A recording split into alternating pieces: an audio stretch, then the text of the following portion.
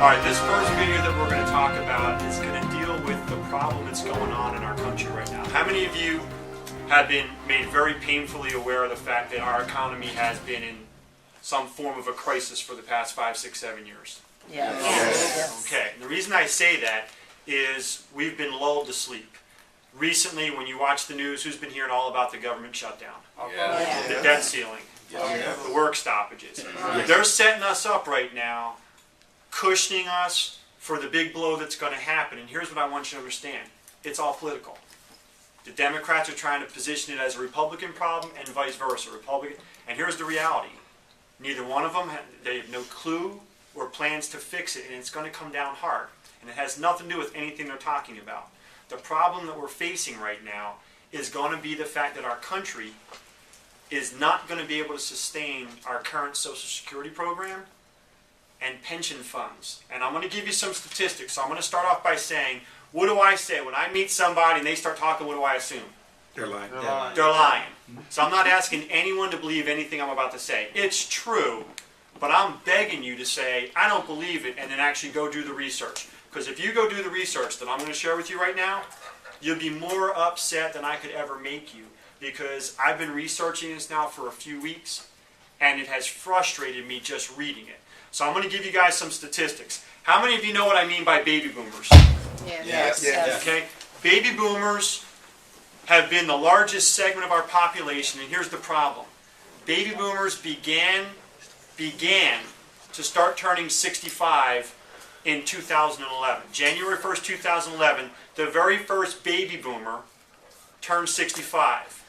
Over 8,000 baby boomers are turning 65 every day, and it's going to go on for almost the next 20 years. Just put that into your head for a second. 8,000 a day, every day, not for the next year, not for the next 5 years, not for the next 10 years, not for the next 15 years, but for 19 years. Now, here are some of the statistics that are causing that problem. 36% don't contribute anything to their current retirement plan. Why? Why would people not contribute to their retirement plan? Social Security. Because they don't have enough money to live in their present plan. They have nothing to save for retirement. So does that let you know some stuff's going bad? Oh, yeah. So that's 36. 35% currently rely entirely on Social Security payments. Not bad stats so far. 24% have chosen to postpone their retirement upon hitting 65 because they need more money. So that means 24% of them actually hit the finish line. 65, golden years, right? What are we always told? Retire and do. 24% of them are saying, nope, I'm going to keep working. 70%, you ready for this stat? 70% started to claim their Social Security benefits at the age of 62 out of a financial necessity, even though it locked them into a much lower amount as if they had waited to 65. What would cause 70% of the population to choose an early Social Security benefit, knowing that for the rest of their lives it was going to be much lower than it would have been if they just waited 3 more years? They're free to be around. Need for the money. They can't function at 62. That you're 3 years away from the finish line and you can't live today. Is that giving you guys some idea of how bad it is out there right now? Here's a sobering statistic for those people in California. Baby boomers in California are at high risk because it's been reported that California is $500 billion short of meeting their future benefit obligations. $500 billion short right now. Illinois, where we actually have a market. It's reported that the $33.7 billion Illinois Teachers Retirement Fund is 61% underfunded. Worse than that, it's on the verge of collapse. So you're a teacher in Illinois, you've been working the last 25, 30 years, waiting for your retirement, and they have squandered 61% of what's supposed to be there for you. How's that make you feel? Not good. This is the sobering video, guys. This is the problem video. In the United States as a whole, the U.S. pension obligation is collectively $5.17 trillion, with a T, trillion dollars. But only right now has 1.94 trillion set aside to meet the obligation. Your obligation is 5.17, yet you only have 1.9 set aside. What does that mean?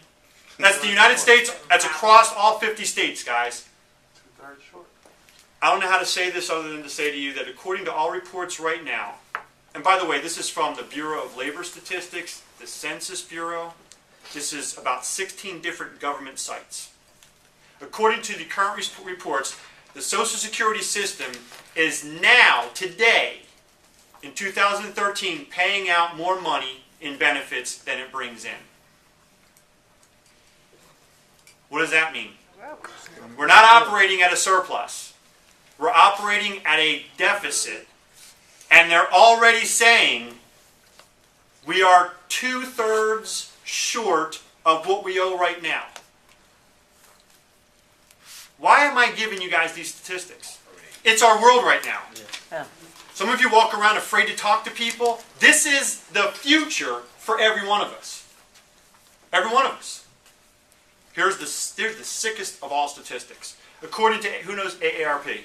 Yes. According to AARP, they've done a bunch of surveys of baby boomers. 40% of baby boomers have agreed in writing through a survey that they are planning to work until they die. 40% have given up on the idea of a retirement because they can't function currently. 4 out of 10 folks, 40% have said, I plan to work till I die. What's that tell you? Do you have an opportunity? Yes. Not if you don't act like it though, right? Right. This is already the sobering reality everyone is dealing with. Now just so you all understand what I'm talking about, in our lives, I'm only 45, some of you are just a few years older than me, but in your lives, how many times have you heard of cities and states filing bankruptcy? You think I'm kidding about this? As far as I'm aware of, it's never happened. Maybe when they were colonies, I don't know. I don't remember enough about my early history. But in my 45 years, I remember hearing about cities filing for bankruptcy. Detroit. Not major cities. Right. Entire states, like California, filing for bankruptcy. It used to be embarrassing if an individual had to file for bankruptcy. Right. Now, it's the standard operating procedure for governments. Yes. Right. Why? Because they don't can't have to do pay the debt. anything about it. And here's the news flash. They don't care. Now, for those of you that think this is a joke, for those of you that think, not me, not my friends, how many of you know people today, right now, that have not been earning $100,000 a year consecutively or consistently? Okay, good. So for those of you watching this video, I'm going to give you a statistic now of an extremely high-profile success story. I shared this with some of you in the past, but I want to put it on video. The name is Tom Palome, P-A-L-O-M-E. I urge you to go on Yahoo, put his name in, and research if you think I'm full of crap. Tom Palome is the former vice president of marketing for a little company you may know of called Oral-B. What does Oral-B do? Toothbrushes. You all know they make toothbrushes, so by definition, can we agree they're a fairly large, successful company? Yeah. It's not Chucky's toothbrush manufacturing firm, right? Right. Tom Palome spent his career in senior management flying first class from the United States to the United Kingdom because he was their vice president of marketing. Can we agree a pretty affluent job? Right. Earning significant six-figure income. Right. Actually was responsible for locking in the endorsement with the Olympics. So we're talking about a pretty good dude.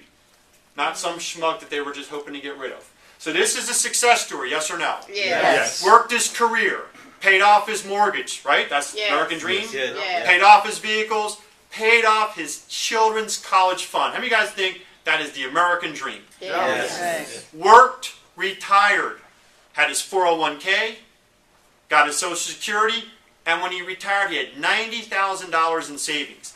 How many of you in this room right now cannot even fathom the words $90,000 in savings? I'm not making fun. I'm just saying that today, Yes. I talk to people about a savings account, and they go, "What are you talking about?" What are you talking about? I juggle checks each month to pay bills. I got nothing in savings. So if you got 90 grand in savings, can we say you did something right? Yes. That's after paying off your house. Some of you guys know people that have a double second mortgage on their house. Yeah. They don't own their house. They're never going to own their house. They're high-profile renters to the bank.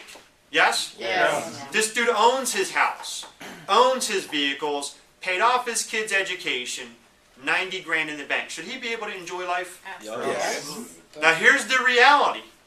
He's in great health. How many of you guys think that's a wonderful thing? That's great. Great. Yeah, except when you outlive your money, it's not so great.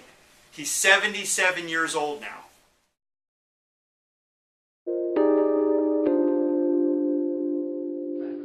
Tom Palome is a 77-year-old former marketing executive who used to pull in a six-figure income and fly first class to Europe.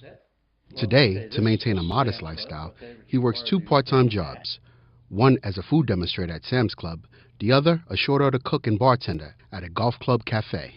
I make a big $10 an hour, okay? At Sam's Club, I make $7.98 at Rogers Park plus tips. So each job is about $10 an hour. Okay, what I make in a week at these jobs, I probably made in an hour. Okay, during the highlight of my career. I really can't aim that high. Okay, I've got to be logical. All right, and it's always part-time. All right, nobody's going to hire me full-time with health benefits. There are millions like Palome, longer-living seniors who, after spending most of their careers as corporate managers and professionals, realize they can't afford to retire, ever. I have sufficient funds to live a very quiet, sedate life, if you would. I have a golf membership now, okay, that I wouldn't be able to do, all right. And I still like theater, okay, so in Florida we've got a great place down here. And I go to those, and I have a social life, okay, which I wouldn't have if I didn't work. Right behind this current army is the baby boomer generation, who are turning 65 at a rate of 8,000 a day. They're the first generation expected to fund their own retirements, and many are coming up short. They are coming to us not by choice, but because of necessity. They would much rather be retired, but a lot of them lost money when the stock market turned down a couple of years ago, and a lot of them have lost the jobs that they've held for several years. The median 401k balance for households headed by people 55 to 64 was $120,000 in 2010, which would give these households just $4,800 a year, assuming they withdrew 4% annually. Even the most affluent baby boomers, who earn more than $150,000 a year, don't have the 10 to 20 times their working income investment advisors say they'll need to maintain their standard of living as they age. If I could do over, all right, I would have hired, some sort of financial planning expert. Palome, who earns a little more than $3,200 a month from the two jobs, Social Security, and a small pension, considers himself lucky. His only regret is a lack of good retirement planning advice when he was younger. I never thought I'd live to be this age. Never did. Really. It never dawned on me that I would live to be this old. Need money to save time. For Bloomberg News, this is Emmett Henry. Do you have $90,000 in savings? No. Is your house paid for? No. I'm not making fun. I'm just trying to... How about your friends and family? The people you're afraid to go talk to. The people you're ashamed to go talk to. Are their houses paid off? No. Do they have 90 grand in savings? No. Because here's what his pension and Social Security give him each month. $1,800. Work your whole life for $1,800. Success or failure? Failure. Success or failure? Failure. Massive failure, yet he's better than 99% 0.9% of the people that you know and love. Why? You can draw it. Something to start with. Because he started off with 90 grand. He started off with a house that was paid for. He started off with kids' college tuitions taken care of. Guys, I'm trying to point out to you that even if you walk away from your job with $90,000, no mortgage, no car payment, no kids, education, you still can't get by in this economy the way things are. Right. Is there a need for a secondary income stream? Yes. Should you wait until then, or should you plan now so you never get into that situation? Now. Do we face a massive problem? Yes. Do we need a solution? Yes. I suggest you watch the next video.